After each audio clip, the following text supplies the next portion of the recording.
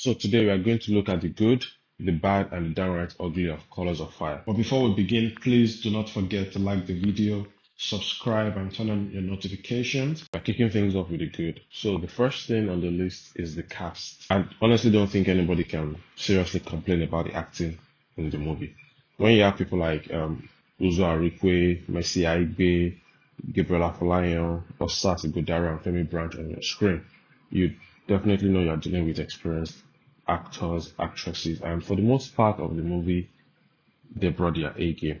So, like I said, I don't think any cast member felt out of place. The casting was good.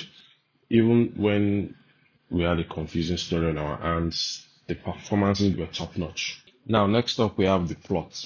So before we begin, let's separate the plot from the storytelling because those are two very different things. The actual plot isn't bad. If you look deeply into it, we have two rival groups, the Blue Tribe, which is where Badero came from, and the Red Tribe, which is where Moremi came from. So the two tribes, they've had this long-standing hostility based on stories passed down from generations to generations.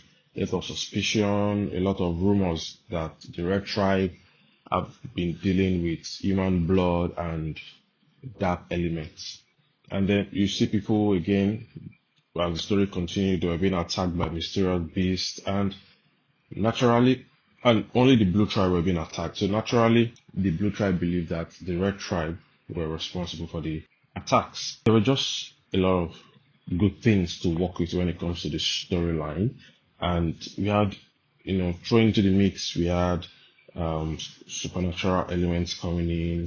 So there were so many things they could have worked with the story, and it was quite packed. So the story for me, the plot was good, and there was a solid premise there. But deep down, I know they would try to do something very good, but the movie had a very, very bad way of telling it. Or let me say, the movie did not have a proper way of telling it, and that brings us to the bad. And the first on the list is the storytelling. So like I mentioned previously, the storytelling was just all over the place. The story is good, telling it not done properly.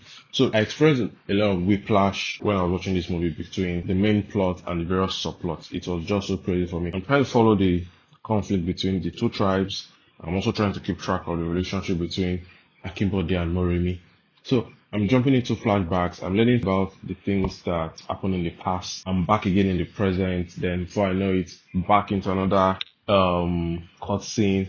I'm in another flashback, and I'm just sitting thinking like, just keep me in this current timeline for 5 minutes. Just tell the story. Do some exposition dumps on me. I don't want to be thrown all over the place. So the movie relied so heavily on flashbacks to give a lot of background to his characters, to explain some of its history. And it didn't make the movie more intriguing to me. Rather, I just felt like whatever momentum they were building at that particular time, they were killing it off by themselves.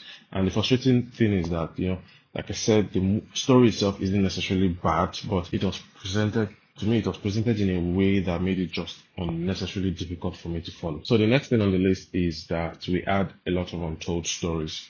And this was probably one of my biggest problems with the movie. So there was too much going on, but at the same time, there were still so many things that probably I don't think we got answers to. So for example, we were given hints about mystical powers residing in the forest, but a lot of that information were confined to flashbacks. Now we have this beast that this story was like almost built around. And where did this thing come from?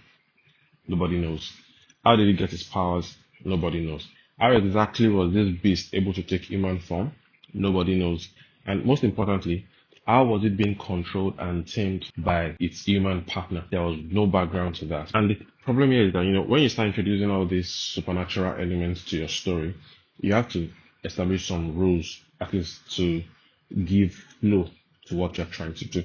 But things are just popping up out of the blues, and we're just expected to take it that way. I mean, you can't have a character with God level powers and then you think people would not ask you, okay, how did this come to be? I mean, there should be a little bit of backstory give a little bit of background to things and do it properly. That's going to bring us to this next problem, and that is the power scaling. Power scaling in this movie makes no sense. So you have a very strong character, the leader of the Red Tribe, Efun, being presented as ridiculously powerful.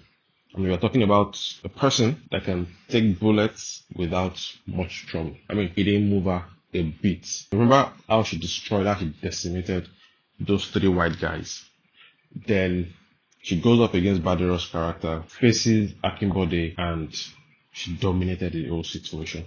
So you're now there thinking that, okay, if she is this strong, who is actually going to stop this woman? I mean, if she's that powerful, why did she need a whole elaborate scheme that was presented at the beginning of the movie about trying to lure Badero into the palace, inject him with a poison dart, make him fall asleep, make him unconscious, hold him off stage, that they can probably try to convince her Bifari or that of the Blue Tribe to make peace. I mean, it was just an elaborate scheme. And in the same breath, you have the leader of the Blue Tribe, that was played by Femi Branch, being presented as having no spiritual abilities whatsoever. So you now ask yourself, what stopped Efun from marching into the palace of the Blue Tribe and slug it out, or probably make peace?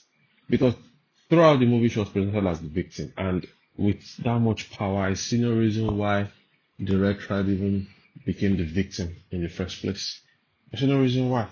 So if you're going to establish that a character is that powerful, then you need to remain consistent with that.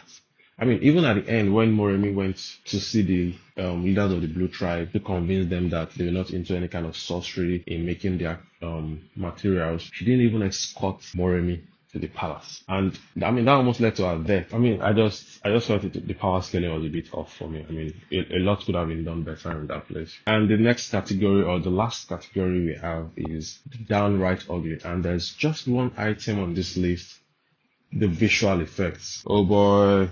The visual effects in this movie just threw me out of the window, like took me out of the movie completely. And that was where I really lost my mind with Colors of Fire. I understand what you're trying to do. You're trying to create this big fantasy African world, but the CGI and the AI generated visuals, I mean, at this point, it looked so bad. It looked so artificial. And, instead of making you believe what you're watching, I was like, what am I watching here? You sit down there, or I sat down there, and I'm asking myself, how was this approved? Who gave the green light for this thing? Because I'm sure it went through post-production, and somebody sat there and said, you know what, this looks good, and this looks good, let's release it. It was just so bad. It could have been done better.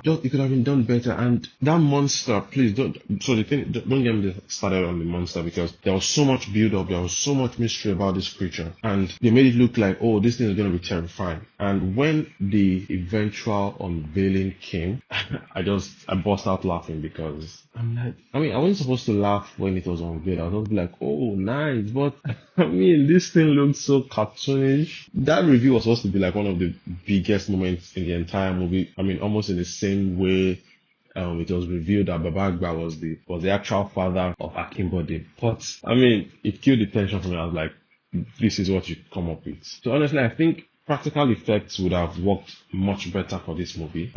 There should have been properly constructed costume for the monster, visual effects to touch it up. Then the sets. I see no reason why we have a lot of animated sets when you can actually have a lot of the physical sets for the actors to play in. Then the lighting. At some point, you could notice that the lighting was also visual effect, was also CGI. The lamps were CGI. The reflection of the moon and things like that were CGI, and it felt so off.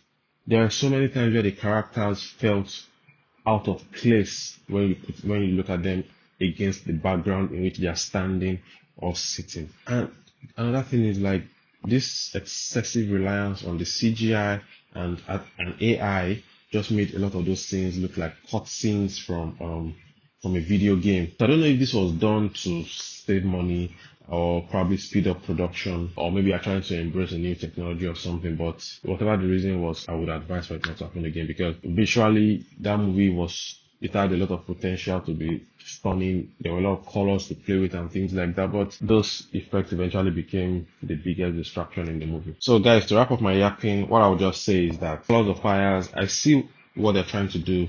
I see the ambition.